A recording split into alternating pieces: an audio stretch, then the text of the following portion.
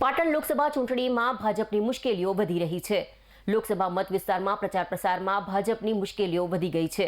Purushottam રૂપાલાની ticket રદ કરવાની માંગ સાથે ઠેર ઠેર ભાજપના નેતાઓના ગામમાં પ્રવેશ પર પ્રતિબંધના બોર્ડ વાગી રહ્યા છે। આજરોજ પાટણ તાલુકાના રામણદા ગામના બસ સ્ટેન્ડ પર પ્રવેશ પ્રતિબંધના બોર્ડ લાગ્યા છે। ભાજપના કોઈપણ નેતાઓને ગામમાં પ્રચાર અર્થે ન આવવાના બેનરો લગાવ્યા છે।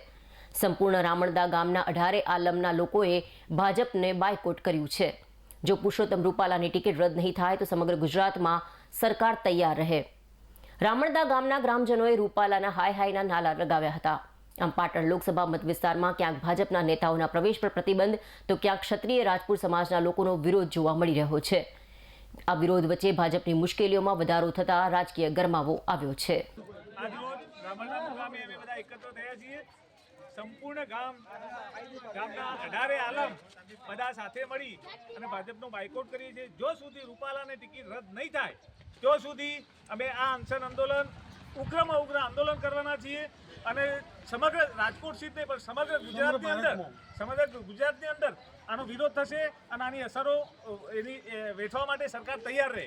હું ગણેશજી રાજપૂત કરણી સેના પાટણ જિલ્લા સચિવ આ સરકારને બે હાથ જોડીને વિનંતી કરું છું કે રૂપાલાજીની ટિકિટ કાપો।